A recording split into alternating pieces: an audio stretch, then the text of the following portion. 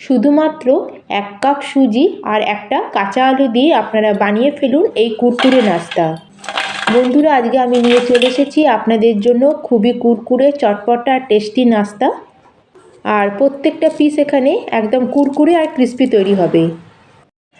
আর এই নাস্তাটা আপনারা 1 সপ্তাহ স্টোর করে রেখে খেতে পারবেন, আর যখন আপনাদের ইচ্ছে হবে তখন আপনারা চায়ের সাথে এই নাস্তাটাকে এনজয় করতে পারবেন। হ্যালো এভরিওয়ান, আমি অর্পিতা, ফ্লেভার উইথ অর্পিতার চ্যানেলে আপনাদের অনেক অনেক স্বাগত। তাহলে চলুন শুরু করা যাক আজকের এই রেসিপি। আর এখানে আমাদের একটা পেস্ট তৈরি করতে হবে। তার জন্য সবার প্রথমে এখানে একটা নিয়েছি মিডিয়াম সাইজের পেঁয়াজ। পেঁয়াজটাকে খোসা ছাড়িয়ে এরকম করে আমি রাফলি এটাকে চপ করে নিয়েছি।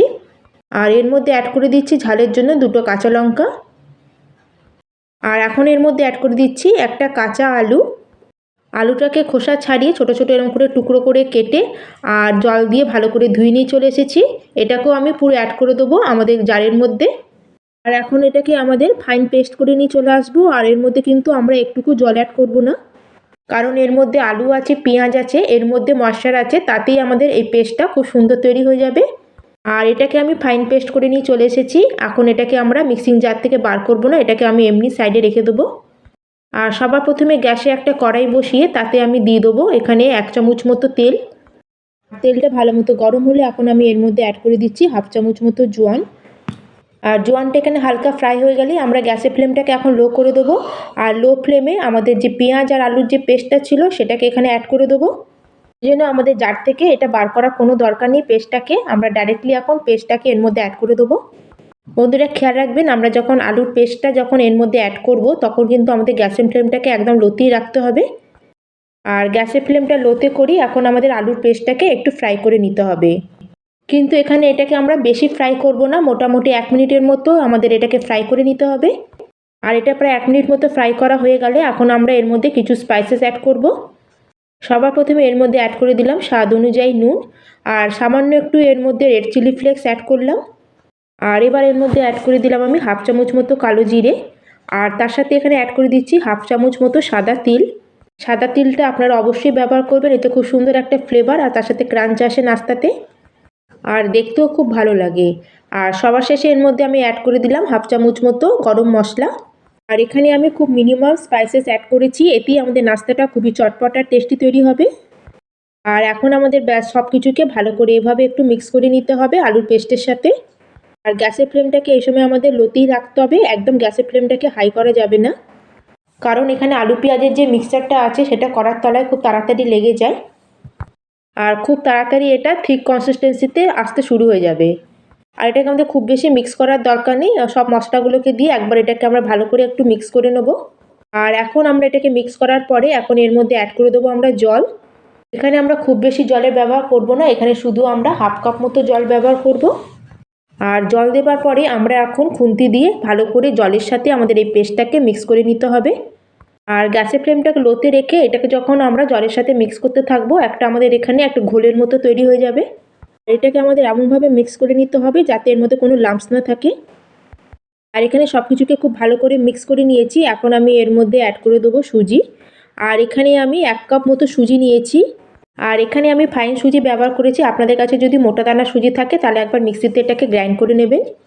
আর এখানে আমি যেই কাপ মাপ করে 1 কাপ সুজি নিয়েছি সেই কাপ মাপে আমি এখানে 1/2 কাপ প্রথমে জল অ্যাড করেছিলাম। আর এখানে আপনাদের মিক্সারটা প্রথমে খুবই ড্রাই মতো মনে হবে। এখানে যে সুজি আছে সেটা ভালো করে আলু পেঁয়াজের মিক্সচারটাকে এখানে সোক করে নেবে আর একটা বাইন্ডিং ফর্মে চলে আসবে। এখানে আমাদের আর কিছু করার দরকার নেই, এইভাবে আমরা গ্যাসের ফ্লেমটাকে লোতে রেখে এটাকে কন্টিনিউ নাড়াতে থাকবো। আর যত এটাকে আমরা কন্টিনিউ মিক্স করতে থাকবো আমাদের সুজিটা এখানে একদম ঠিক কনসিস্টেন্সিতে চলে আসবে।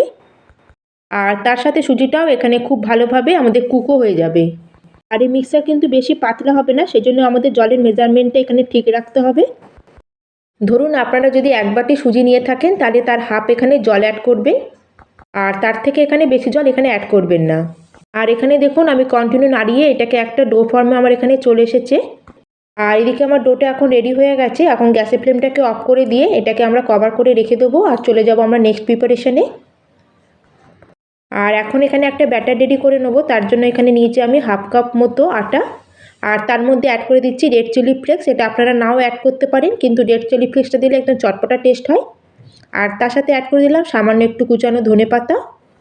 আর এবার এর মধ্যে অল্প অল্প করে জল অ্যাড করে এটাকে আমরা একটা পাতলা ঘোল মতো বানিয়ে নেবো। জলটা এখানে আমি একবারে অ্যাড করবো না, অল্প অল্প করে জল অ্যাড করবো, এটার সাথে মিক্স করতে থাকবো। যেহেতু এখানে আমরা সুজির নাস্তা তৈরি করছি, সুজিটা আমাদের তেলের মধ্যে যাওয়ার পরে অনেকটা পরিমাণে তেল অ্যাবজর্ব করে নেয় বা তেলে গেলে নাস্তাগুলো ভেঙে যায়, সেজন্য আমরা এখানে ময়দা বা কর্নফ্লাওয়ারের ব্যবহার করি। কিন্তু এখানে আমি কোনো ময়দা বা কর্নফ্লাওয়ারের ব্যবহার করিনি, এখানে আটা দিয়ে আমি একটা ব্যাটার রেডি করে নেবো। এতে আমাদের নাস্তাগুলো কোনো অয়েলও অ্যাবজর্ব করবে না বেশি, তার সাথে আমাদের নাস্তাগুলো খুবই ক্রিস্পিও তৈরি হবে। আর এই দেখুন বন্ধুরা, আমাদের ব্যাটারটা এখানে রেডি হয়ে গেছে, আর ব্যাটারের কনসিস্টেন্সিটা দেখুন। তাহলে এটাকে এখন আমরা সাইডে রেখে দেবো। আর এদিকে আমরা যে সুজির ডোটা বানিয়ে রেখেছিলাম সেটা আমরা এখন একটা বাউলের মধ্যে নিয়ে নেবো। এটা আগের থেকে একটু হালকা ঠান্ডা হয়ে গেছে, আর এটা আগের থেকে একটু ঠান্ডা হয়ে গেছে। এখন আমরা হাত দিয়ে এটাকে চটকে ভালো করে ডোটাকে মেখে নেবো। আর ডোটা এখানে আমরা পুরো ঠান্ডা করব না, হালকা একটু উষ্ণ থাকে সেই সময় আমাদের ডোটাকে এইভাবে হাত দিয়ে চটকে একটু মেখে নিতে হবে। আর এখন আমরা এই ডোর মধ্যে অ্যাড করে দেবো অল্প একটু কাসুরি মেথি। আর কাসুরি মেথিটাকে আমি একটু ড্রাই রোস্ট করে এখানে অ্যাড করেছি। খুব সুন্দর একটা ফ্লেভার আসে আর খুব সুন্দর একটা টেস্টও আসে তার সাথে।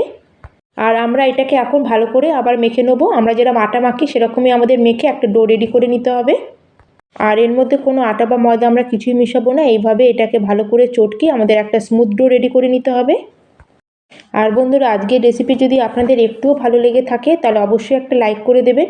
আর যদি চ্যানেলটিকে এখনও সাবস্ক্রাইব না করে থাকেন তাহলে প্লিজ চ্যানেলটিকে সাবস্ক্রাইব করে দেবেন।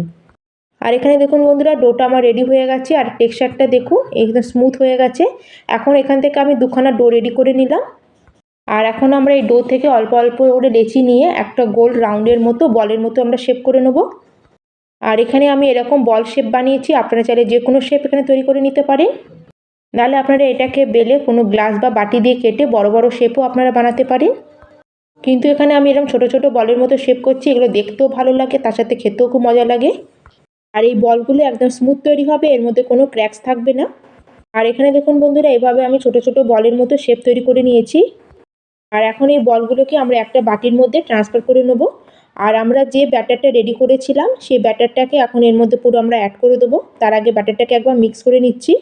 আর বাউলের মধ্যে বলগুলো দেওয়ার পরে এখন আমাদের ব্যাটারটাকে উপর থেকে বলের উপরে স্প্রেড করে দিতে হবে। আর এখন আমরা হাত দিয়ে ব্যাটারের সাথে বলগুলোকে খুব ভালো করে মিক্স করে নেব। আর এইভাবে পুরো বলের উপরে আমাদের ব্যাটারটা অ্যাড করে দিলে আমাদের এক একটা করে বল ব্যাটারের মধ্যে কোট করতে হবে না। এইভাবে একটা একটা করে বল যদি আমরা ব্যাটারে কোট করি তাতে অনেকটা টাইম চলে যায়।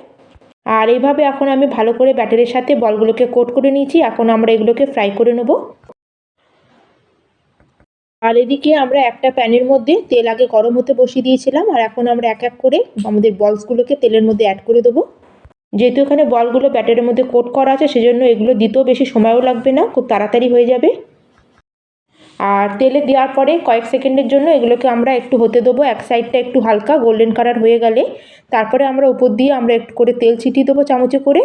আর এভাবে আমরা উল্টে পাল্টে এগুলোকে গোল্ডেন কালার হওয়া পর্যন্ত ফ্রাই করে নেব।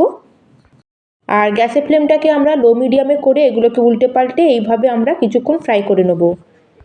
আর বন্ধুরা, আপনারা অবশ্যই আমাকে কমেন্ট করে জানাবেন আজকের আপনাদের এই রেসিপিটা কেমন লাগলো। আর এই দেখুন বন্ধুরা, প্রত্যেকটা নাস্তার উপরে সুন্দর একটা গোল্ডেন কালার চলে এসেছে, আর এগুলো ক্রিস্পিও হয়ে গেছে। এখন এগুলোকে আর এর থেকে বেশি আমি ফ্রাই করব না, এখন এক এক করে আমরা নাস্তাগুলোকে তেল ঝরিয়ে তেল থেকে উঠিয়ে নেব। আর এর আওয়াজ শুনে আপনারা নিশ্চয়ই বুঝতে পারছেন যে নাস্তাগুলো কতটা ক্রিস্পি তৈরি হয়েছে। আপনারা অবশ্যই একবার এইভাবে বানান, খান, আর কেমন লাগলো অবশ্যই আমাকে কমেন্ট করে জানান।